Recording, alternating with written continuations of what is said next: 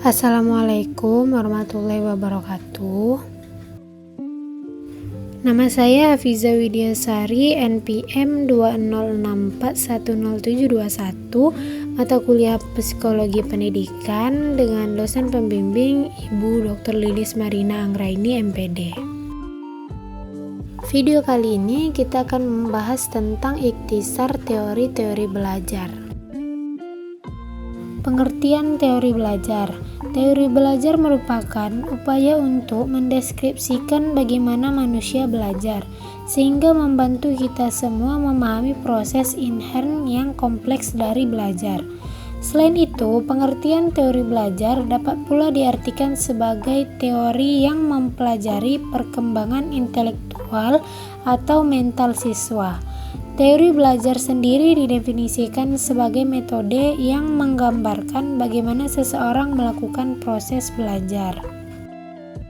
Ada beberapa teori belajar, yaitu yang pertama ada teori belajar behavioristik. Teori belajar behavioristik merupakan proses perubahan tingkah laku sebagai akibat adanya interaksi antara stimulus dengan respon yang menyebabkan siswa mempunyai pengalaman baru. Aplikasinya dalam pembelajaran adalah guru memiliki kemampuan dalam mengelola hubungan stimulus-respon dalam situasi pembelajaran, sehingga hasil belajar siswa dapat optimal. Teori ini mengutamakan pengukuran sebab pengukuran merupakan suatu hal yang penting untuk melihat terjadinya perubahan tingkah laku. Faktor lain yang dianggap penting dalam aliran ini adalah faktor penguatan atau reinforcement.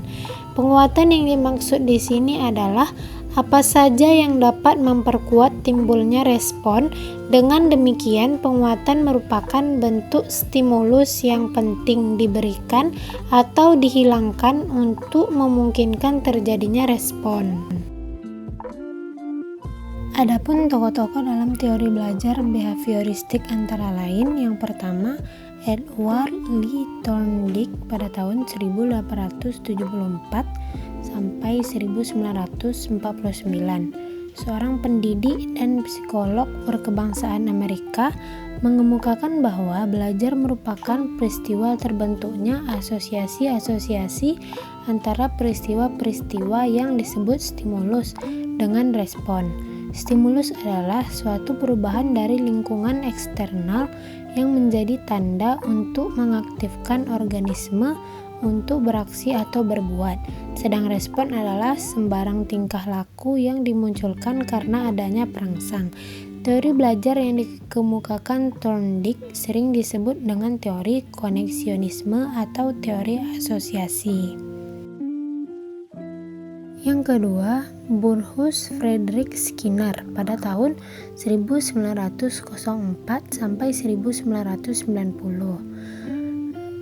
Frederick Skinner merupakan tokoh behavioris berkebangsaan Amerika Serikat dengan pendekatan model instruksi langsung atau directed instruction. Dia meyakini bahwa perilaku dikontrol melalui proses operant conditioning.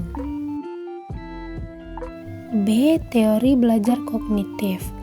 Belajar menurut teori belajar kognitif merupakan suatu proses internal yang mencakup ingatan, retensi, pengolahan informasi, dan aspek kejiwaan lainnya. Dengan kata lain, belajar merupakan aktivitas yang melibatkan proses berpikir yang sangat kompleks.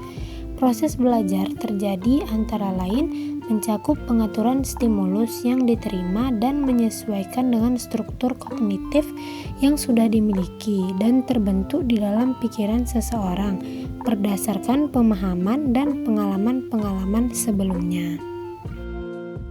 Adapun teori dan tokoh yang termasuk dalam kelompok teori belajar kognitif antara lain, yang pertama ada teori perkembangan kognitif atau cognitive development theory. Jean Piaget. Menurut Piaget, perkembangan kognitif merupakan suatu proses genetik, yaitu suatu proses yang didasarkan atas mekanisme biologis perkembangan sistem saraf.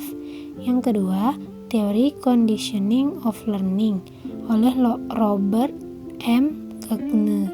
Teori ini ditemukan oleh Gagne yang didasarkan atas hasil riset tentang faktor-faktor yang kompleks pada proses belajar manusia.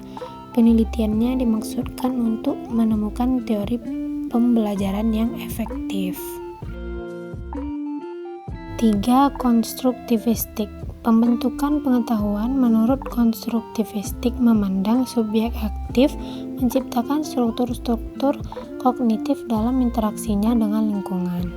Teori konstruktivisme yang terpenting adalah bahwa dalam proses pembelajaran, siswa yang harus mendapatkan penekanan. Merekalah yang harus aktif mengembangkan pengetahuan mereka, bukan pembelajar atau orang lain. Mereka yang harus bertanggung jawab terhadap hasil belajarnya.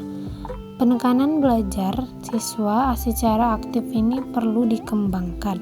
Kreativitas dan keaktifan siswa akan membantu mereka untuk berdiri sendiri dalam kehidupan kognitif mereka. C. Teori belajar humanistik.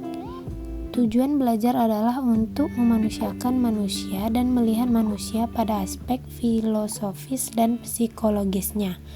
Proses belajar dianggap berhasil jika telah memahami lingkungan dan dirinya sendiri. Teori belajar ini berusaha memahami perilaku belajar dari sudut pandang perilakunya, bukan sudut pandang pengamatnya.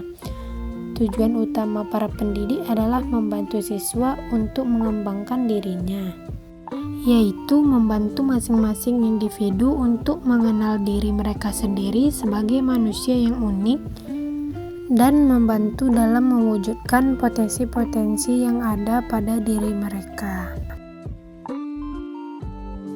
Baiklah, sekian dulu penjelasan video kali ini. Saya akhiri. Assalamualaikum warahmatullahi wabarakatuh.